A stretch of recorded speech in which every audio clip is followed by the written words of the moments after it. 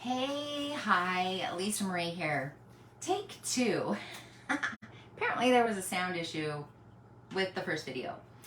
There has been a lot of talk and communication in both our home, my home life, and at my office, and in the different support groups that I'm a part of about mindful eating.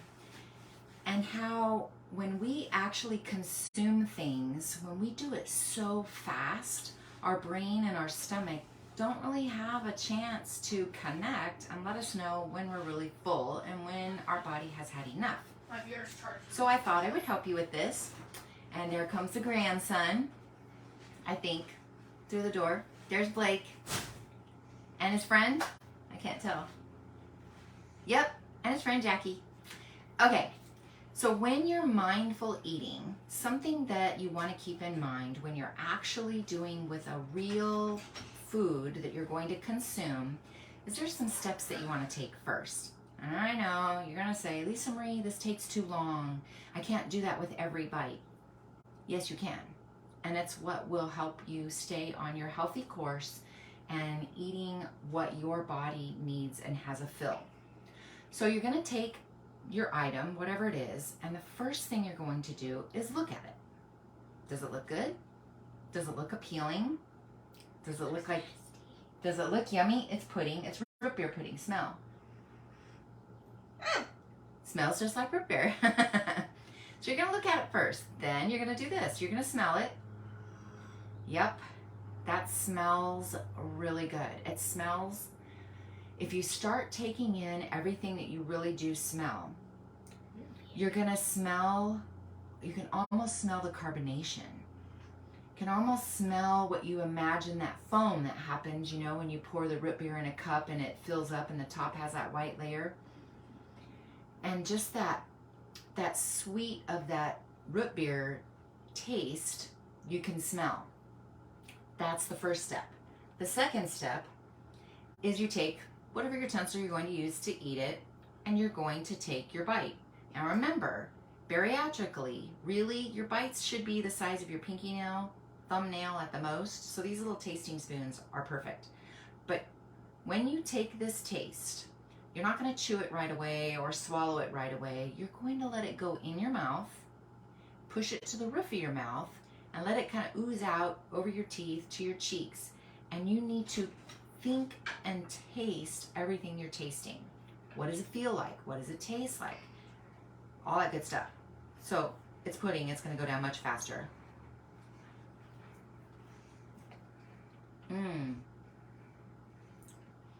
Getting that little bit of a chocolate creaminess, and then having it go up on the roof of your mouth. I really can. There's Blake. And that's his friend, Jackie. You really can taste it. Hey. You really can enjoy all of the flavors that that's offering you. And then the next bite, same thing. You want to smell it, you want to savor it and enjoy it. Put it in your mouth so that you can enjoy it. Have it go through all of that things.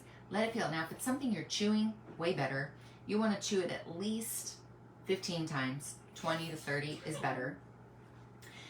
You just want to be able to have it in your mouth, chew it, experience it, taste it, savor it, everything about it. Now, if it's something a little more savory, when you're smelling it and you smell all of the different herbs and spices, have that mental note in there so that when it's in your mouth and you're pushing it up and chewing it and you're letting it all go, you're going to taste each of those different spices. Enjoy them. Savor them.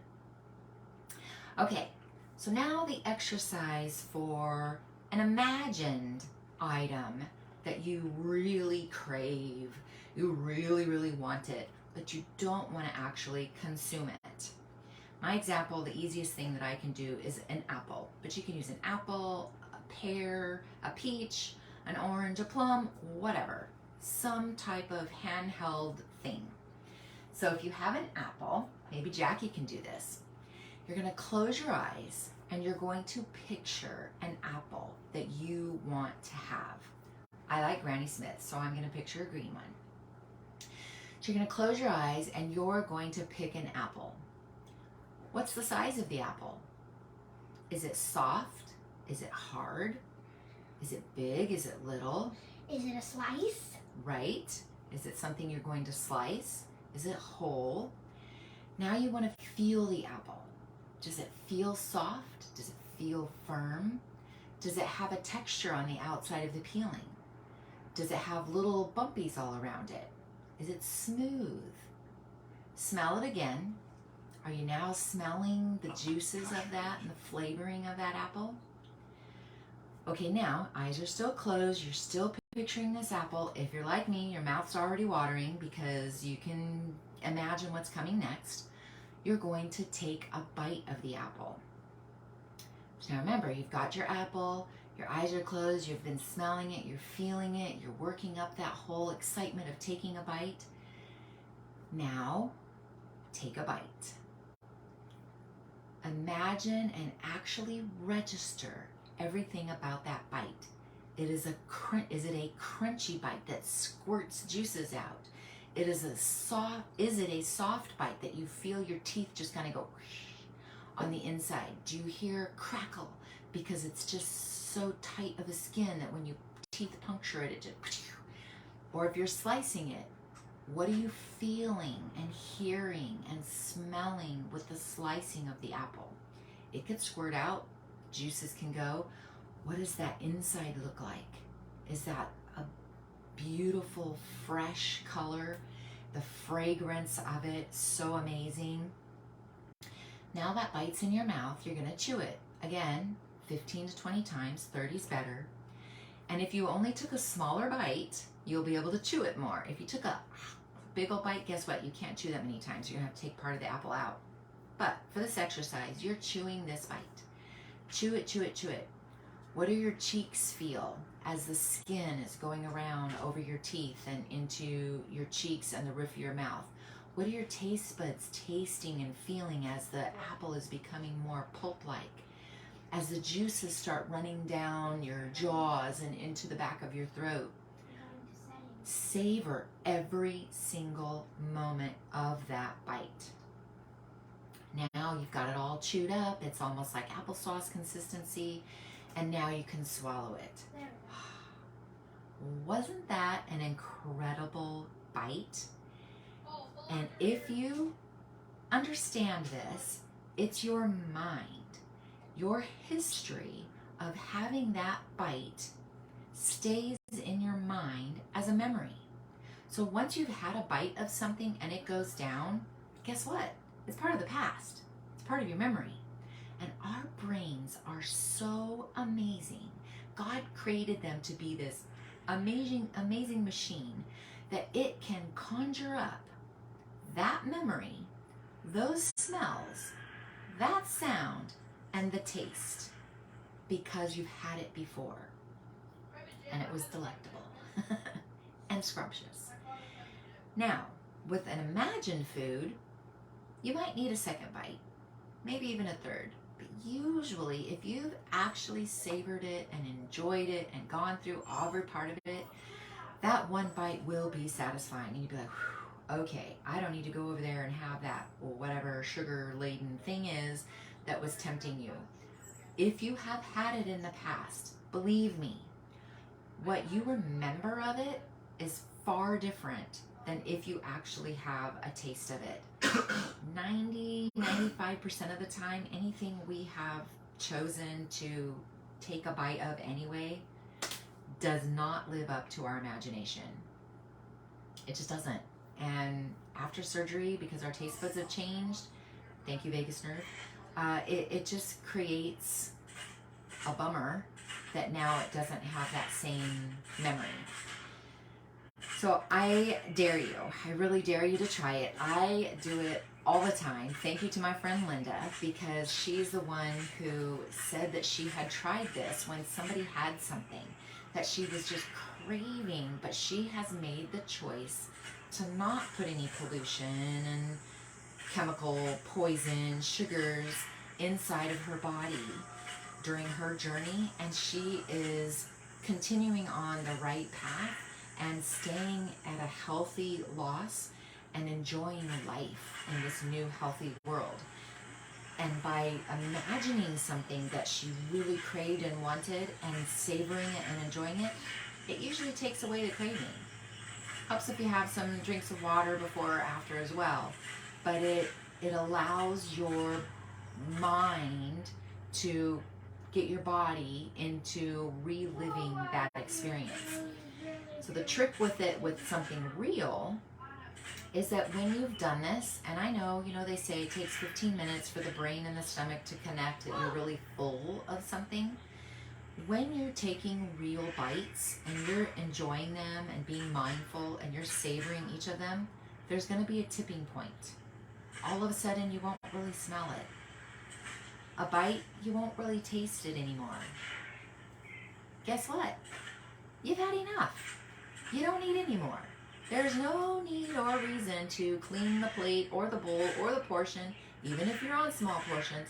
You don't have to finish it. You do not have to just consume it because it's there. You don't.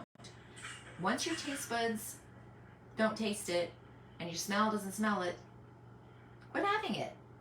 Guess what? Lucky you, in 2 to 3 hours, you're going to be hungry again and you can have it again if you want. So there's my challenge for you.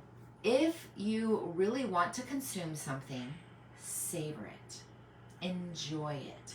One bite at a time. But don't rob your senses of the blessing of everything about that bite.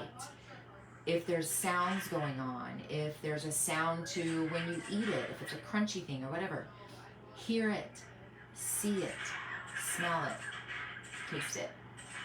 And for your imagined apple, piece of cake, donut,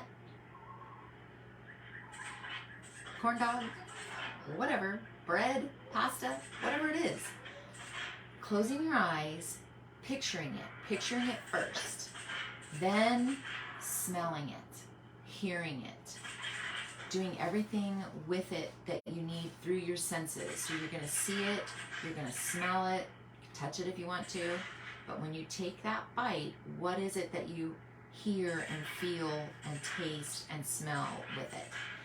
Then enjoy it and savor it. And you will have the added or wonderful benefit of being able to consume it in your mind and not consume it in your mouth to add a caloric intake that you don't really want. I challenge you to do this. Yes, it's a habit. Yes, it's hard. Yes, it takes time, but it's worth it. Will people think you're crazy? Probably. Will people want to try it?